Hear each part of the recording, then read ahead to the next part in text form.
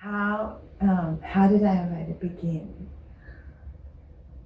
It's all beginning with the divine lineage, I would say. So, as it is mentioned in the Ayurvedic text, there was always a divine lineage before. The knowledge of Ayurveda was with Lord Brahma, and from him it went to his son Daksha Prajapati, and then from him to the Ashwini Kumars. This is a divine lineage which has been explained in Ayurveda. The summary behind that, or to put it in short, it was when God created, or the ultimate soul created this universe or life.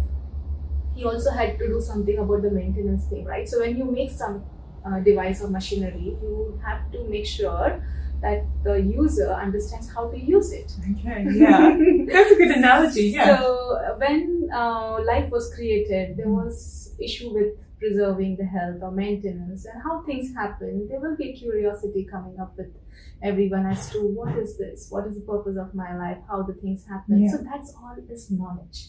Yeah.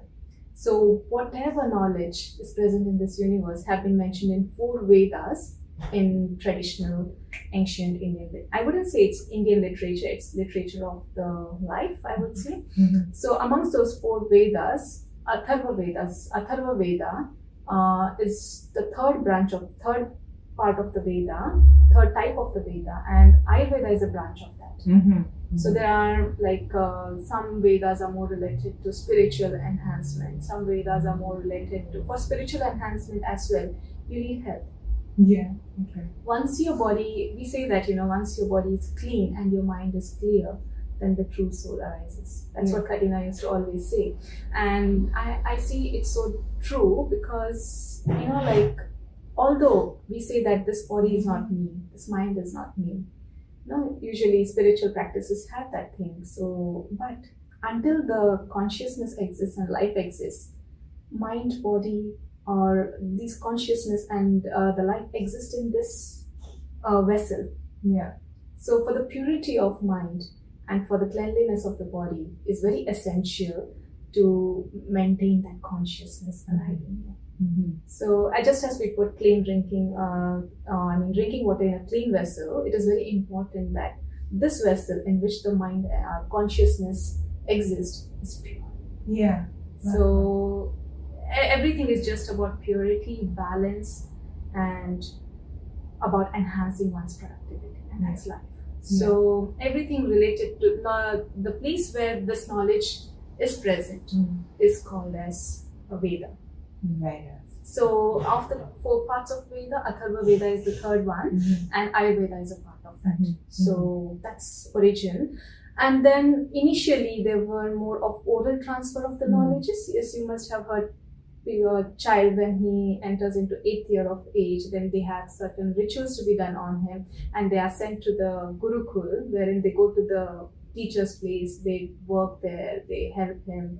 So all aspects of development of a child fulfill, whether he is a poor man's son or a king's son, he has to go to Gurukul and he has to be disciplined in order to get that knowledge. It can't happen through money as such. Yeah. Okay. So you need to be disciplined in order to achieve that knowledge or gain that knowledge. Yeah. So this was happening through oral tradition, oral passage of the knowledge for a long period of time. And then around 6th century BC, there were books written on it. So compilations, we call it. Samhita are nothing but compilations. And there are 3 major books which are compiled, namely Charak Samhita, Sushruta Samhita, and Bhagavad. So these are called as the Greater Triad, wherein you have the written things about these things. So this is how it came. And now we can find that many people are writing books on Ayurveda. Yeah, but the core of it, the knowledge that began, that hasn't changed. No. And whereas in Western medicine, there's a constant drive to research, develop new drugs, develop new. To give you a simple example, like people would go for a keto diet or some other different kinds of diet. Some people will say just eat protein. Some people will say just eat fats. Yeah. But these can't be sustained for a long time. There would be complications happening in your body or some disturbances happening in your body when you do this for a long time. Yeah. But if you follow whatever is mentioned in Ayurveda for a long time, believe me, there are no complications as such. Because everything is not thought of just momentary gain. For example, you may lose weight now, but it can deteriorate your health later.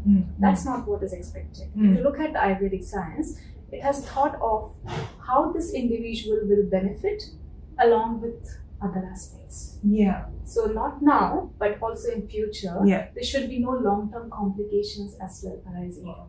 Yeah. So when we speak about few things like incompatible food combinations, which is very interesting topic mentioned by Ayurveda, people may think, oh, milk is good, but fruit is good. When you combine them, that combination is lethal to life.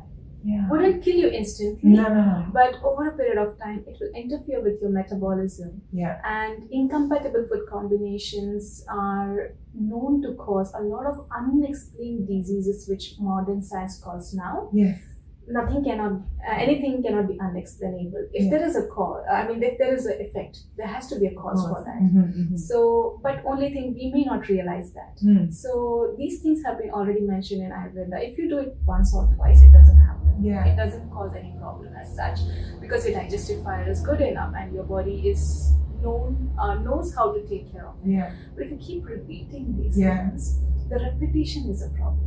It's like it's an erosion, or it's a slow process of erosion, and it dampens your agni potentially, and it increases. So metabolism is a kind of agni. Yeah. When that goes low, things tend to accumulate in your body. They are not transformed well into your tissues, and over a period of time, the vitality of the body goes on reduced. And that's how disease sets in, because it will not happen instantly. No. Only when your vitality goes low, your immunity goes low, then disease sets in.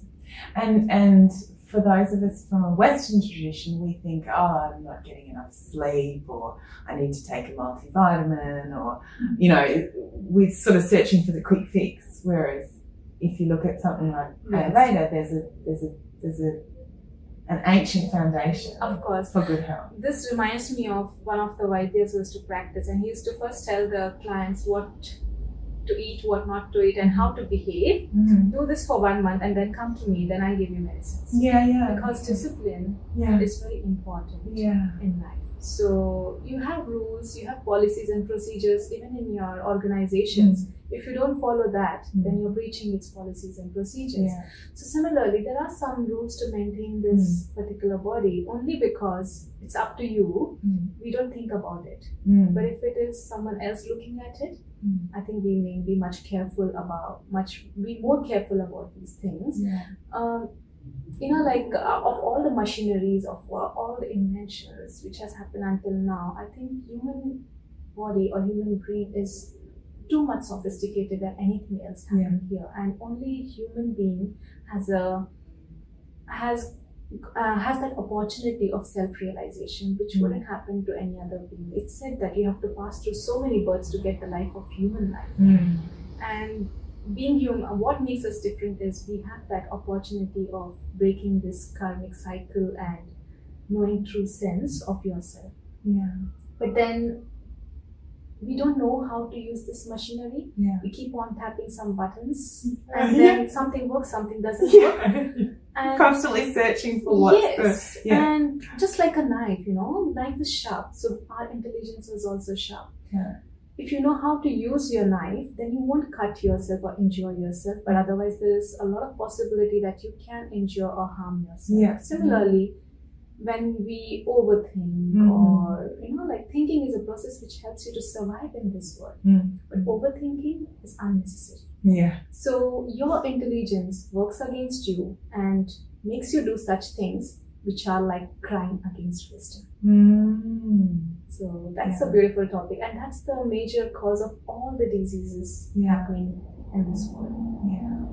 Anything and everything happening is all due to prajna parada, directly or indirectly. Prajna parada. Prajna means wisdom, and aparadha means crime or offense. When you're doing crime or offense against wisdom, could be you know something and you still don't do it, or you don't know something and you do it. Yeah. So the answer here for both of them is to enhance your wisdom Yeah. Okay. by constantly striving to get that knowledge as to what is good for me, what is Yeah. conducive for me, Yeah. what will help me to maintain my health. Yeah. And once you get those answers, also the patience Mhm. or the determination to follow those things.